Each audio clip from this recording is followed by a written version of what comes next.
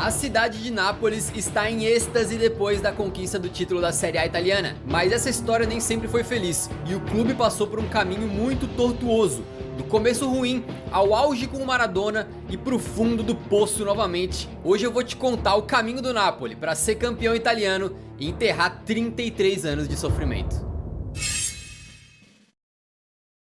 A Società Sportiva Calcio-Napoli foi fundada em 1926 da junção de dois clubes mais antigos da cidade de Nápoles. O clube nunca foi um dos grandes do país, muito também pela maneira como a liga era dividida antigamente, entre a região norte, que era mais rica e com as melhores equipes, e a sul, onde fica a cidade napolitana. Com a unificação da Série A, o domínio dos clubes da região norte, Juventus, Torino, Inter de Milão e Milan, os principais, né, se mostrou imperativo, e o Napoli era mais um dos clubes sulistas com desempenho sempre medíocre ou ruim, mas tudo isso mudaria no ano de 1984. Quando o Napoli pega um empréstimo, faz uma gambiarra administrativa e quebra o recorde de transferências, contratando um craque do Barcelona, o argentino Diego Armando Maradona, que chegava pelo equivalente a 12 milhões de euros.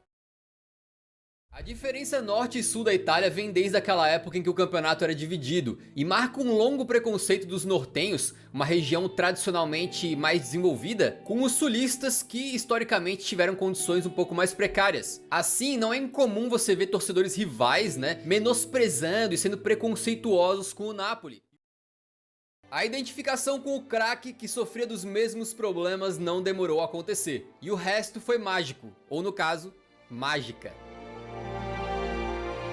Antes da Lei Bosman e dos times mais ricos colecionando os melhores jogadores do mundo, era mais comum que diversos clubes tivessem ali o seu craque, né, e tudo fosse um pouco mais equilibrado. Então naquela época, por exemplo, a Juventus teve o Platini, a Inter teve o Rummenigge, a Roma tinha Paulo Roberto Falcão, a Fiorentina teve Roberto Baggio, e por aí, até times mais fracos como a Udinese, por exemplo, teve o Zico por alguns anos.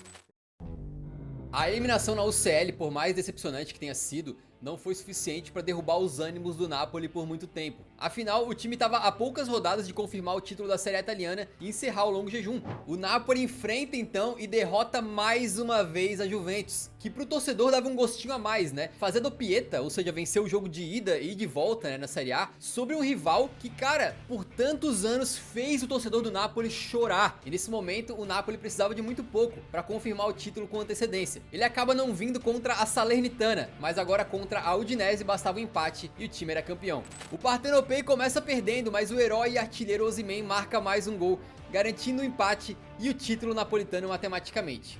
Depois de 33 anos de jejum, ninguém mais poderia alcançar o melhor time da Itália naquele momento. O Napoli, enfim, era tricampeão da Série A italiana e mesmo fora de casa, a torcida invadiu o gramado em puro êxtase. O próximo jogo contra a Fiorentina seria para cumprir tabela e comemorar com a sua torcida. Foi uma vitória, mas nem isso interessou, já que todo mundo estava presente mesmo, era para desentalar o grito de é campeão, né? Um grito que vai além do futebol. Um grito de um povo que usa o futebol como arma contra a opressão e preconceito que sofre de outras partes do país. Inferiores que nada. Somos campeões da Itália. É marcante também que o primeiro título de liga do Napoli sem o Maradona tenha visto justamente depois do falecimento dele, né? É uma pena que o Diego não esteja aqui pra ver a cidade onde ele é rei ganhar novos ídolos e virar, pelo menos por um momento na história, a cidade de Kvara e Osimhen. Mas Maradona esteve sim presente nas conquistas. Grande parte das vitórias veio no estádio que hoje carrega o seu nome, o seu legado. E quando o Di Lorenzo ergueu a taça para um Diego Armando Maradona lotado, pode ter certeza que o grande ídolo do clube estava ali, não só em nome,